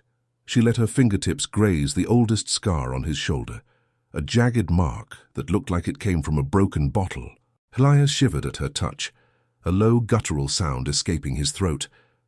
"I'm not a prize to be owned, Elias," she said, her voice growing stronger. She moved around to face him, the white towel slipping slightly to reveal the curve of her shoulder. "And you're not a monster that needs to be feared. You're just a man who forgot how to let someone in." She reached up, her hands sliding over the hard planes of his chest, feeling the steady, powerful thrum of his heart. The tension between them snapped like a mainspring. Elias groaned, his hands flying to her waist, pulling her flush against him. The contact was a shock of heat, the friction of her soft skin against his rough, scarred torso. He kissed her, and this time there was no dominance, no ownership. It was a kiss of raw, unfiltered need. He tasted of rain and desperation, and as his tongue teased her lips open, Maya found herself responding with a hunger of her own. She clutched at his shoulders, her fingers digging into his skin, feeling the life in him. He lifted her easily, his hands sliding under her thighs as he settled her onto the ruby silk sheets. The fabric was cool, but the heat between them was a furnace. Elias loomed over her, his shadow stretching across the ceiling. He looked at her as if she were the only thing in the world that mattered, his gaze heavy and possessive. "I love you, Maya," he whispered, the words sounding foreign and beautiful in his low growl. "I don't know how to say it any other way than this." He moved with a slow, deliberate intensity, his hands tracing every curve of her body as if he were memorizing a new map. The sensuality was detailed, the weight of his body pressing her into the silk, the friction of his calloused palms against her inner thighs, and the way his mouth found the sensitive hollow of her throat. Every touch was an exploration of their shared vulnerability.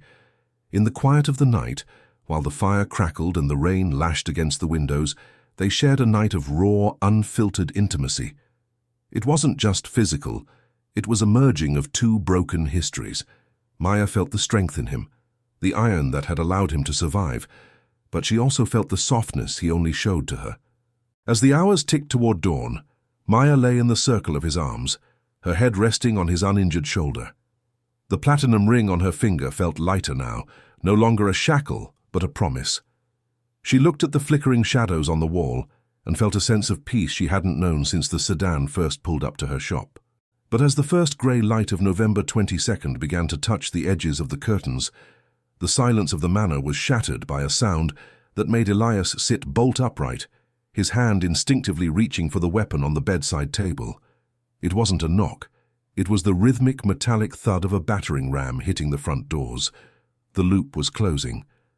The vulnerability of the night was over, and the siege of the House of Thorn had begun.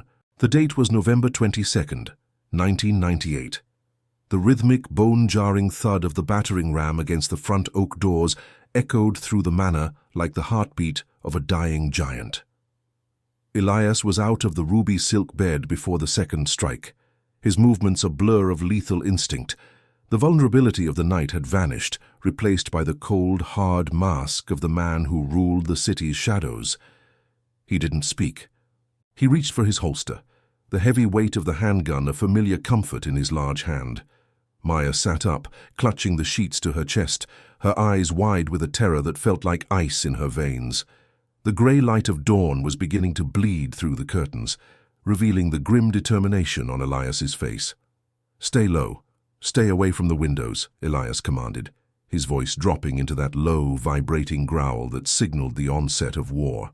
He grabbed a black sweater from the floor and pulled it on, hiding the bandage on his shoulder.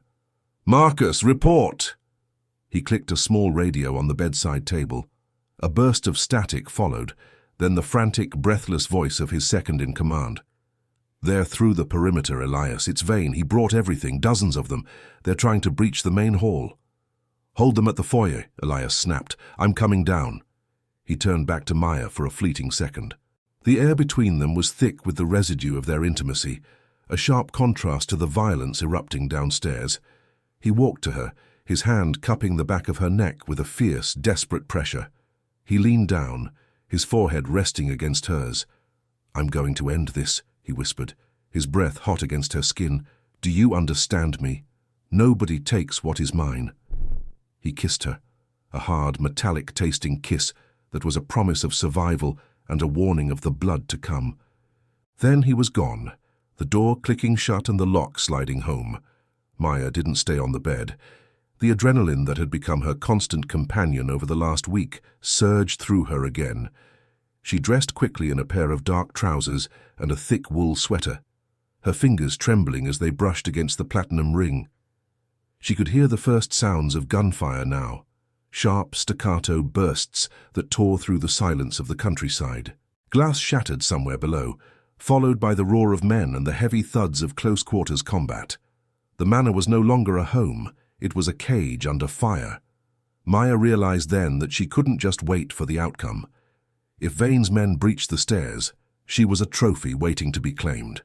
She looked around the room, her eyes falling on the heavy, ornate clock on the mantelpiece, a piece she had admired for its complexity.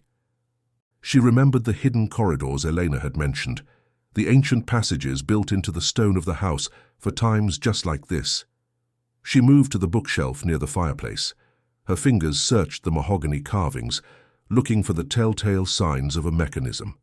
She found it, a small recessed lever disguised as a decorative acanthus leaf. She pulled it, and with a low, grinding sound of stone against stone, a section of the wall swung inward. The air in the passage was cold and smelled of damp earth and centuries of dust. Maya stepped inside, the darkness swallowing her. She moved by touch, her hands tracing the rough-hewn stone. She could hear the battle through the walls, the screams of men, the deafening roar of explosions that shook the very foundations of the estate. She reached a small iron grate that looked down into the grand foyer. Below her, the scene was one of pure, unadulterated chaos. The front doors had been splintered, and the marble floor was littered with debris and the bodies of the fallen. Elias was in the center of it, a whirlwind of calculated violence. He moved with a terrifying precision, his weapon an extension of his will. But he was outnumbered. Vane's men were pouring through the breach, their faces masked, their intent clear. Maya saw Alistair Vane standing near the shattered doors, a smug, predatory smile on his thin face. He wasn't fighting, he was orchestrating. He pointed toward the grand staircase, shouting orders to a group of men armed with heavy-caliber rifles. "They're going for him," Maya whispered, her heart stopping. She looked at the mechanism holding the massive crystal chandelier above the foyer. It was an ancient system of counterweights and heavy iron chains, controlled by a winch located just a few feet from her position in the hidden gallery. To anyone else, it was a decoration. To Maya, it was a gear waiting to be tripped. She scrambled toward the winch. It was rusted, the grease having turned to a thick black sludge over the decades. She threw her entire weight against the iron handle, her muscles screaming with the effort. The gears groaned, protesting the sudden movement. Down below, Elias was pinned behind a marble pillar, his ammunition running low. Vane's men were closing in, their shadows stretching across the blood-stained floor. "Move!" Maya screamed, though she knew he couldn't hear her. With a final desperate heave, she kicked the release pole. The iron chain shrieked as it uncoiled, a sound like a banshee's wail. The massive chandelier, tons of crystal and brass, tore free from the ceiling. It plummeted through the air, a falling star of lethal elegance. The impact was catastrophic. The foyer exploded in a shower of glass and metal, the shockwave knocking men off their feet. The center of Vane's line was obliterated in an instant. In the sudden, ringing silence that followed, Elias looked up. His eyes found the dark shadow of the grate where Maya was hidden. For a split second, a look of profound, terrifying realization crossed his face. He knew what she had done. He knew she had stepped into his world of blood and hadn't looked back. He used the distraction to push forward, his men rallying behind him with a renewed, desperate ferocity. The tide was turning, but the cost was rising with every passing second. Maya slumped against the stone wall of the passage, her hands raw and bleeding from the winch. She could hear the fight moving deeper into the house, the sounds of struggle echoing through the hidden vents. She had saved him for the moment, but as she began to crawl further down the passage toward the rear exits, she heard a sound that made her blood run cold. It was the sound of a woman crying, a soft, muffled sob coming from a room just beyond the next turn in the tunnel. The loop was opening wider. The siege was far from over, and the secrets of the House of Thorn were about to reveal a betrayal that even Elias hadn't seen coming. The date was November 22nd, 1998. The air inside the hidden passages of the Thorn Manor was thick with the scent of ozone and old, forgotten sorrow. Maya moved through the darkness, her fingers tracing the cold, damp stone as the muffled sounds of the siege continued to vibrate through the walls. The soft, broken sobbing grew louder with every step she took, leading her toward a heavy, iron-bound door that sat slightly ajar at the end of the corridor. Maya pushed the door open. Inside was a small, windowless room filled with flickering monitors, a hidden security hub she hadn't known existed. In the center of the room, Eleanor sat slumped in a chair, her silver hair disheveled, her face a mask of raw, unfiltered grief. She wasn't just crying. She was mourning. "Eleanor," Maya whispered, her voice trembling. The older woman looked up, her eyes red-rimmed and hollow. In her hand she clutched a small handheld radio, its light blinking a steady, rhythmic green. On the monitors behind her, Maya could see the chaos in the foyer. Elias moving through the smoke, a lone king defending a burning throne. "I had to," Elena rasped, her voice cracking like dry parchment. "Vane. He has my grandson. He sent me a finger in the mail, Maya. A tiny, innocent finger. He told me if I didn't disable the northern perimeter sensors, he would send me the rest of him in pieces." The betrayal hit Maya like a physical blow. The machinery of the house hadn't failed because of Vane's strength. It had been dismantled from the inside by the woman Elias trusted most. The loyalty that built the Thorn Empire had been traded for the life of a child. "You have to tell him," Maya said, stepping toward her. "It's too late," Elena sobbed, pointing to one of the screens. "They're in the library. Vane knows about the fallback. He knows everything." Maya didn't wait.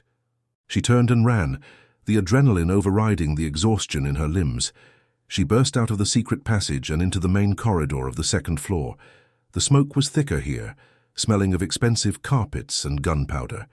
She reached the double doors of the library, just as the sound of a heavy explosion rocked the floor beneath her feet. Inside, the library was a scene of calculated devastation. Rows of priceless books had been shredded by gunfire, their pages fluttering through the air like winter snow. Elias was standing behind his massive oak desk, his black sweater torn, blood trickling from a cut above his stormy grey eye. He was out of ammunition, his heavy handgun lying useless on the floor. Alistair Vane stood near the fireplace, surrounded by 4 men armed with submachine guns. He looked untouched, his thin moustache twitching with a smug, predatory satisfaction. "It's over, Elias," Vane said, his voice smooth and cold. "You traded your edge for a clockmaker's daughter, and now you're going to watch your kingdom burn because of it. Where is the ledger? Give me the keys to the offshore accounts, and perhaps I'll let the girl live as a souvenir." Maya stepped into the room, her presence drawing every eye. Elias's expression shifted instantly, a flicker of profound, agonizing fear crossing his face before the iron mask returned. "Maya, get out!" he roared. "She stays," Vane countered, his men leveling their weapons at her. Elias looked at Maya, and for a heartbeat, the world outside the library vanished. The tension between them was a living thing, a wire pulled so tight it was screaming. He saw the soot on her face, the blood on her hands from the winch, and the fierce, unyielding love in her eyes. He realized then that he had already lost the war, but he could still save the prize. "You want the accounts, Alistair?" Elias said, his voice dropping to a low, dangerous vibration. He reached into the small of his back and pulled out a small, heavy brass key, the key to the vault buried beneath the manor's foundations. "I'll give you everything. The money, the names, the leverage, but she walks out of here first. My driver is waiting at the rear gate. She leaves, and you get the world." Vane hesitated, his eyes narrowing. "How do I know you won't blow the vault the second she's clear?" "Because you have the key," Elias said, tossing the brass object onto the desk. It landed with a heavy, final thud. "And because I'm staying right here. I'm the king of this house, Alistair. I don't leave my throne." It was a sacrifice. Maya felt the air vanish from her lungs. Elias was trading his life for her freedom, offering himself as a target to ensure she could walk away from the ashes of his empire. "Elias, no," she whispered, moving toward him. He moved faster than she expected. He caught her by the waist, pulling her flush against him for one final, desperate second. The heat of his body was a furnace, his scent, cedar, rain, and blood, filling her senses. He reached into his pocket and pressed something small and cold into her palm, a second key, identical to the first. "The clock in the shop," he whispered against her ear, his breath hot and ragged. "The false bottom. Take the ledger. Take the truth. Burn him, Maya. Burn them all." He kissed her then, a kiss that tasted of salt and the end of the world. It was a kiss of raw, unfiltered passion, and a final, heartbreaking goodbye. He pulled back, his eyes dark with a fierce, protective fire. "Go," he commanded, his voice a low growl of absolute authority. Vane signaled his men to let her pass. Maya walked toward the door, her heart breaking with every step. She looked back one last time, seeing Elias standing tall in the center of the wreckage. His gaze locked onto Vane with a predatory intensity that suggested the king wasn't finished yet. As she reached the rear gate and the waiting black sedan, she heard a second massive explosion from the direction of the library. The ground shook, and a plume of black smoke erupted into the grey November sky. She didn't look back. She clutched the key in her hand, the platinum ring on her finger glowing in the dim light. The king had made his sacrifice, but as the car tore away from the burning estate, Maya realized that the war wasn't over. Elias had given her the keys to his world, and she was going to use them to ensure that the Thorn name was the last thing Alistair Vane ever heard. The loop was closing, but the new standard was about to be set in the blood of those who thought they could break the master of the house. The date was December 20th, 1998. The air in London was sharp, biting with the promise of a deep winter, but the sky was a clear, brilliant sapphire that made the frost on the windows sparkle like scattered diamonds. Maya stood in the center of her old workshop, the smell of machine oil and aged oak wrapping around her like a familiar, comforting shroud. The shop was different now. The dust had been cleared, and the broken glass from that fateful November night had been replaced by reinforced panes that caught the morning light. She moved to the grandfather clock in the corner, the one that had chimed like a funeral knell when Elias first took her. Her fingers, steady and precise, found the hidden seam in the base. She inserted the brass key Elias had given her in the library, the key he had risked his life to press into her palm. With a soft mechanical click, the false bottom fell away, revealing a leather-bound ledger and a stack of documents that held the true anatomy of the city's power. Maya didn't just find numbers. She found the leverage that had allowed Alistair Vane to thrive, the bribes, the betrayals, and the names of the men who had turned a blind eye to the siege of the Thorn estate. She hadn't burned them immediately. She had used the precision of a restorer to dismantle Vane's empire piece by piece. Over the last 4 weeks, she had leaked just enough information to the right authorities and the right rivals to turn the wolves against each other. Vane was no longer a predator. He was a fugitive, his assets frozen and his name a curse whispered in the alleys of the East End. The shop door opened, the bell ringing with a crisp, joyful clarity. Maya didn't turn around immediately. She knew the rhythm of the footsteps. They were heavy, measured, and held a subtle unevenness that told of a body still healing from a catastrophic event. Elias stood in the doorway. He was no longer draped in charcoal wool or expensive silk. He wore a simple black coat, his face bearing the marks of his survival. A thin silver scar across his temple, and a depth in his grey eyes that spoke of a man who had looked into the abyss and refused to blink. The explosion in the library had taken his home and nearly his life, but it hadn't taken his spirit. "The clock is running perfectly," he said, his voice a low, resonant rumble that vibrated through the floorboards and settled deep in Maya's chest. Maya turned, her breath catching. Every time she saw him, it felt like the first time, a shock of heat and a surge of overwhelming recognition. She walked toward him, her hand finding the heavy platinum ring on her finger. "I thought I told you to stay at the recovery house," she murmured, though her smile betrayed her. Elias reached out, his large hand cupping her jaw. His skin was warm, slightly rough, and the contact sent a jolt of electricity through her entire body. "I find that I don't take orders well, even from the woman who saved my soul." He pulled her closer, his uninjured arm wrapping around her waist, pressing her against the hard, familiar planes of his chest. The scent of him, cedar, rain, and the faint, clean smell of the recovery ward filled her senses. The sensuality between them had changed. It was no longer fueled by the frantic adrenaline of the chase, but by a deep, simmering heat, born of true partnership. "Vane is gone, Elias," she whispered, her hands resting on his shoulders. "The ledger is empty, the debts are paid." "And your father?" Elias asked, his gaze searching hers. "He is in the north, living on the allowance you provided," Maya said. "He is a ghost, Elias. He can't hurt us anymore." Elias leaned down, his lips brushing against hers.